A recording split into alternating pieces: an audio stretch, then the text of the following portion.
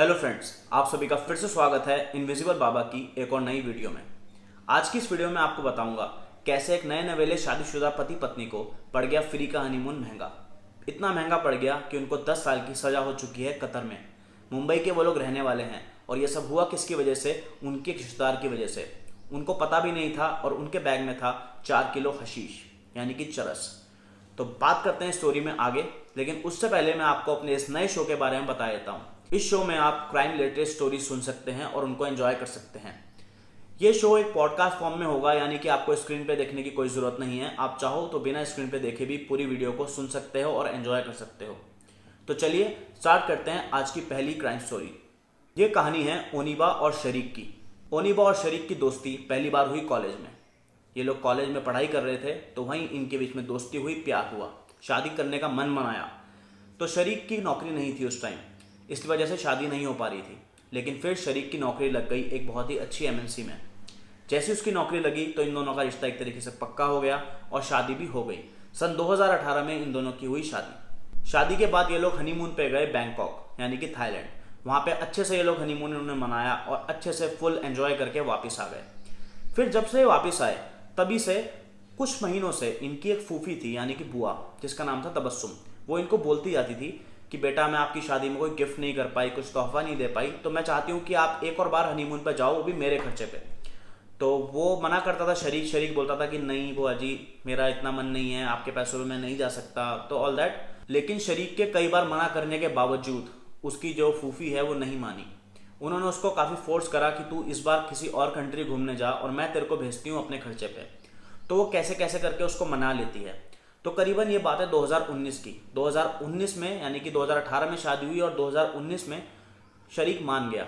जुलाई के आसपास की ये बात है कि जब शरीक ने बोला कि हाँ ठीक है मैं चले जाऊँगा, तो उसकी जो बुआ थी उसने उन दोनों की टिकट कराई पति पत्नी की बैंगलोर से। वो रहने वाले मुंबई के थे, सबके सब मुंबई में रहते थे, लेकिन उसने टिकट कराई बैंगलोर से सीधा दोहा की यानी कि कतर। उनकी फूफी तबस्सुम ने उनको बस ये बोला कि बेटा बस आप मेरा ये काम करना कि आपको 2 सूटकेस मिलेंगे बैंगलोर में, उनको आप लेके वहाँ ले जा लेना और वहाँ पे एक मेरा बंदा आएगा, उसको दे देना। तो एकदम से शरीक डर गया ये बात सुन के। उसे लगा कि अब तक कोई गोल्ड वगैरह या कोई स्मगलिंग की चीज़ तो नहीं है। तो उसने अपनी फूफी को बोला कि नहीं नहीं मैं नहीं ले जा सकता, क्योंकि क्या पता इसमें गोल्ड हो क्या हो। तो वो उसको फुल कॉन्फिडेंस में लाती है, कहती है नहीं नहीं बेटा, इसमें गोल्ड वगैरह कुछ नहीं है, इसमें टबैको है यानी कि तंबाकू है, इसमें जर्दा जो होता है बस वो है, वो मेरे एक जानने वाले को देना है, वहाँ मिलता नहीं है, इंडिया का अच्छा होता है। और ऐसे ऐसे स्टोरी सुनाती है और वो उनकी बातों में आ जाता है। तो शरीक और उसकी बीवी ओनिबा दोनों निकल जाते हैं कतर के लिए घूमने के लिए। उनकी फ़्लाइट वहाँ पे लैंड होती है। जैसी फ़्लाइट लैंड होती है तो जो चेक इन बैगेज के वो 2 बैग थे, वो 2 बैग कलेक्ट करने वो लोग चेक इन बैगेज वाली बेल्ट पे पहुँच जाते हैं। और जैसे ही वो लोग वहाँ जाते हैं, उनका इंतज़ार कर रहे होते हैं वहाँ के इमिग्रेशन ऑफिसर्स। वो लोग उनसे पूछते हैं दोनों से, क्या ये आपके बैग हैं? तो वो बोलते हैं हाँ ये हमारे बैग हैं। उन दोनों को बुलाया जाता है साइड में, उनकी पूरे अच्छे तरीके से तलाशी ली जाती है, उनके सामने ही उनके बैग्स को खोल के दिखाया जाता है और उसके अंदर से निकलती है 4 किलो 100 ग्राम हशीश यानी कि चरस। ऑन द स्पॉट उन दोनों को वहीं पे गिरफ्तार कर लिया जाता है, जेल भेज दिया जाता है। और इधर उनके माँ बाप परेशान कि इनका फ़ोन नहीं मिल रहा है। एक दिन हो जाता है, घर वाले सोचते हैं कि आपका फ़ोन इधर उधर होगा या नहीं कर पा रहे होंगे। और उनका फ़ोन तो ऑब्वियसली ऑफ ही जाना था, क्योंकि इंटरनेशनल रोमिंग नहीं थी उनके फ़ोन में। तो उन्हें लगा अभी कर लेंगे, आज नहीं तो कल कर लेंगे। लेकिन अगला दिन भी हो जाता है, अगले दिन भी कोई कॉल या मैसेज नहीं आता। तो वो उसके माँ बाप उसकी फूफी से बात करते हैं जिसने उन दोनों को भेजा था हनीमून पे, कि क्या बात है, उनका कोई कांटेक्ट नहीं आया, वो लोग सही सलामत भी हैं, कहाँ नहीं है। तो वो बोलती है नहीं नहीं कोई डरने वाली बात नहीं है, आपको अभी ना थोड़ी देर में उनकी कॉल आ जाएगी, आप टेंशन मत लो, कोई ऐसी बात नहीं है, पता नहीं क्यों नहीं उनका फ़ोन मिल रहा है। फिर ठीक 2 से 3 दिन बाद एक कॉल आता है शरीक की माँ के पास। वो कॉल था दोहा की एक जेल से शरीक की बीवी ओनिबा बात करती है। वो सारा का सारा मैटर बताती है कि ऐसे ऐसे हमें पकड़ लिया गया और हमारे बैग से हशीश निकली। तो उसके घर वाले बहुत परेशान। उससे बात करते हैं उसकी फूफी से, तो वो साफ मना कर देती है कि ऐसा कुछ नहीं है, मेरे को ऐसा कुछ नहीं पता या जो भी है। फिर उसके घर वाले यहाँ से पागलों की तरह वहाँ जाते हैं। वहाँ पे जाके वो लोग वकील हायर करते हैं। वकील हायर करके भी कोई फ़ायदा नहीं था, क्योंकि सारा का सारा केस 1 साइडेड था, क्योंकि उनके पास से वो चीज़ मिली थी और उन्होंने एक्सेप्ट भी करा था कि ये हमारे बैग्स हैं। और एक्सेप्ट ना भी करते तो भी पुलिस के पास काफ़ी सारे सबूत थे कि जिससे ईजिली वो लोग जस्टिफाई कर सकते थे कि हाँ ये इन दोनों का सामान है। फिर शरीक के पापा को शरीक की सारी सामान दिए जाते हैं, जो भी फॉर्मेलिटीज़ होती हैं। तो उस शरीक का एक फ़ोन था, तो वो भी उसके पापा को हैंड ओवर कर दिया जाता है। तो उसके पापा वहाँ से वो फ़ोन लेकर इंडिया आ जाते हैं।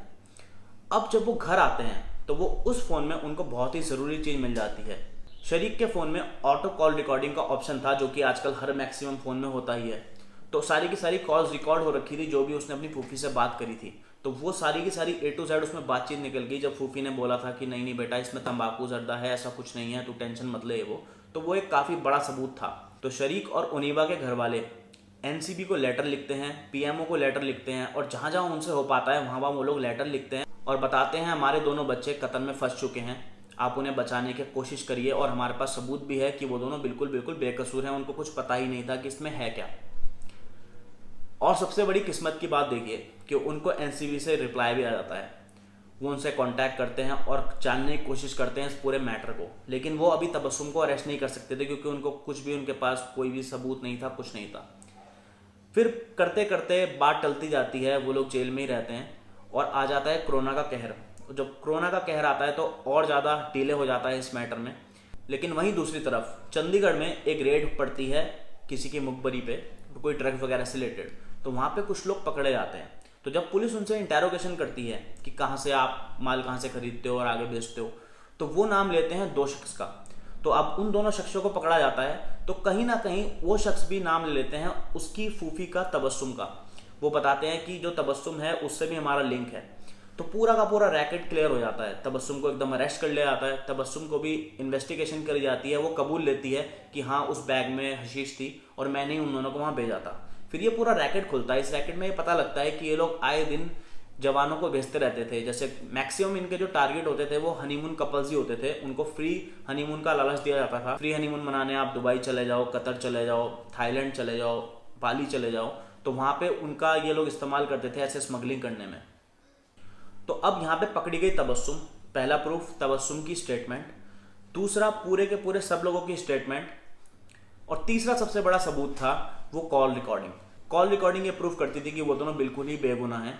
और इसी बीच में वहाँ की निचली अदालत उन दोनों को 10 साल की सज़ा सुना देती है ड्रग्स के चक्कर में। तो आप लोग अब ये सोचो कि जिसके बच्चे को 10 साल की हो गई सज़ा बिना कुछ करे, और हुई भी किसकी वजह से, उनके खास रिश्तेदार, सगी फूफी यानी कि सगी बुआ, बाप की सगी बहन, उसकी वजह से हो गई ये सज़ा। करीबन उनको 1 साल होने जा रहा था जेल में, और जेल में ही उनीबा ने दिया अपनी बेटी को जन्म। उसकी बेटी का जन्म वहीं जेल में हुआ और वो जेल में ही उसके साथ रहती रही। ये मामला काफ़ी टाइम तक टलता रहा। 1-1.5 साल होने के बाद फिर जब NCB के पास सारे सबूत थे और NCB खुद उनकी मदद करना चाहती थी, स्पेशली राकेश अस्थाना और KPS मल्होत्रा, फिर NCB ने क्या करा, NCB का जो भी कंट्रोल होता है वो इंडिया के अंदर ही होता है। उनके पास इतनी पावर नहीं होती कि वो दूसरी कंट्री में जाके कुछ भी कर सकें या कुछ भी सबूत पेश कर सकें। ये बहुत ज़्यादा मुश्किल काम था वहाँ जाके प्रूफ करना कि ये दोनों बेगुनाह हैं। तो NCB ने क्या करा, फॉरेन मिनिस्ट्री को अप्रोच करा, PMO को लेटर लिखा, वहाँ पे बात करी गई और कहा गया कि आप इस मैटर को आगे एक्सकेलेट करें और ले जाएं कतर के पास। तो कतर की गवर्नमेंट को कांटेक्ट करा गया। ये पूरा का पूरा मैटर हुआ, उन्होंने सबूत दिखाए, पेश करे। इस चीज़ों में टाइम लगता गया और करते करते 2 साल हो गए। फिर 2 साल बाद कतर की हायर कोर्ट में ये केस गया। फिर कतर की हायर कोर्ट ने 11 जनवरी 2021 को निचली अदालत को ये संदेश दिया और कहा, बल्कि ऑर्डर दिया अगर सही तरीके से कहें तो, कि इनका जो है केस दोबारा से आप पढ़ा जाए और दोबारा से इस पर कार्रवाई करी जाए, क्योंकि नए नए सबूत आए हैं जिससे ये प्रूव होता है कि ये दोनों बिल्कुल ही बेगुनाह हैं। फिर निचली अदालत ने दोबारा केस स्टार्ट करा। फिर करते कराते NCB और इंडियन गवर्नमेंट की पूरी मदद के साथ साथ मदद की वजह से ये दोनों को छूट पाए। 29 मार्च 2021 को निचली अदालत ने फैसला किया कि इन दोनों को रिहा कर दिया जाए, इन दोनों को इनके वतन वापस भेज दिया जाए। ये बहुत ही खुशी की बात थी, लेकिन ये काम अभी भी इतना आसान नहीं था। इस काम में बहुत चीज़ें होनी थी, क्योंकि वो दोनों जो गए थे वो दोनों टूरिस्ट वीज़ा पे गए थे वहाँ घूमने के लिए, जो कि कुछ दिनों के लिए वैलिड होता है। और अब उनको 2 साल हो चुके थे। उनकी किस्मत ये अच्छी थी कि 10 साल की सज़ा उनको 2 साल में वो छूट गए, लेकिन 2 साल भी उन्होंने बेफालतू में ही गुजारे। और अब एक और अड़चन थी, उनकी बेटी हो गई थी। अब उनकी बेटी हो गई थी तो उसके पास पासपोर्ट नहीं था, और आपको पता है कि बिना पासपोर्ट के वहाँ से यहाँ आना या किसी भी कंट्री से दूसरी कंट्री आना पॉसिबल ही नहीं है। तो फिर उसकी बेटी का इमरजेंसी में पासपोर्ट बनाया गया। तो इस पूरे प्रोसीजर में कुछ टाइम लग गया। और 15 अप्रैल 2021 को वो लोग वापस इंडिया आए, उनकी फ़्लाइट मुंबई लैंड हुई और वो अपने घर वालों से मिल पाए। लेकिन अगर मैं देखूं और मैं अगर आप लोगों को बताऊं सही सही, तो इन दोनों की किस्मत बहुत ही अच्छी थी। सोने से लिखी हुई किस्मत थी मुनीबा और शरीक की, जो ये लोग वहाँ से छूट के वापस आ गए और ये सारा प्रोसीजर हो गया। चाहे 2 साल लगे, ऐसे ऐसे प्रोसीजर को होने में 20-20 साल लग जाते हैं, और पहली बात तो ऐसा प्रोसीजर पॉसिबल ही नहीं है। इसमें सबसे बड़ा जो श्रेय जाता है वो जाता है एनसीबी के डायरेक्टर राकेश अस्थाना जी को, जिन्होंने खुद एफर्ट लगा के इन दोनों को बचाने की पूरी पूरी कोशिश करी। हम लोग बोलते हैं कि ये लोग अपना काम सही से नहीं करते हैं, पुलिस वाले ऑफिसर, हाँ मैक्सिमम नहीं करते हैं, लेकिन जब करते हैं तो इससे पता लगता है, एक सबूत है आपके सामने कि हाँ ये लोग भी काम करते हैं और अच्छा काम करते हैं किसी को बचाने का। तो लास्ट में अगर मैं आप लोगों को बोलूँ तो मैं यही बोलूँगा आप लोगों से कि आजकल का ज़माना बहुत ख़राब है। आप किसी पे भी ट्रस्ट ना करें, और स्पेशली अपने खास जानने वालों पे तो बिल्कुल भी ट्रस्ट ना करें, क्योंकि धोखा वही देता है जिससे उम्मीद नहीं होती। जो अपने पास रहता है सबसे ज़्यादा वही धोखा देता है।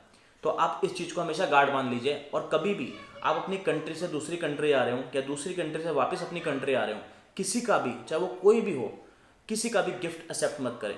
अगर आपको कोई गिफ्ट भी देता है, अगर आपको कोई बोलता है कि ये मैं आपके लिए गिफ्ट लेके आया हूँ, कोई पैक्ड आइटम है, कुछ खाने पीने की आइटम है, आपको क्या पता उसके अंदर क्या है, और सील करके आपको उसने दे दिया। तो आप इन चीज़ों का बहुत केयर करें, किसी पे भी ट्रस्ट मत करें इस चीज़ में, क्योंकि इस चीज़ में कोई भी सुनवाई नहीं है। इन दोनों की किस्मत बहुत अच्छी थी, ये दोनों छूट गए इतनी आसानी से, लेकिन बाकी आज तक जेलों में पड़े हैं, और कई लोग तो लाइफ सेंटेंस भी हो चुके हैं कई लोगों को। इस चीज़ में बिल्कुल अपना ख्याल रखें और बहुत ही समझदारी से फूक फूक के कदम रखें जब भी आप कभी इमिग्रेशन प्रोसेस से जा रहे हों। तो ये थी आज की पहली क्राइम स्टोरी। अगर आपको अच्छी लगी तो आप लाइक ज़रूर करें और कमेंट करके बताएं कि आपको क्या अच्छा लगा, और आप क्या नए नए इसमें चेंजेस चाहते हैं, या कुछ और नई चीज़ आप चाहते हो। और साथ ही साथ अगर आपके पास भी कोई ऐसी इंटरेस्टिंग क्राइम स्टोरी हो या आपकी कोई फरमाइश हो, तो आप हमें इंस्टाग्राम पे मैसेज कर सकते हैं, और वहाँ से हम आपकी स्टोरी पिक करेंगे और इसमें सुनाएंगे इस शो में। तो तब तक आप लोग अपना ख्याल रखिए, फिर मिलते हैं आपसे अगली वीडियो में। तब तक के लिए बाय।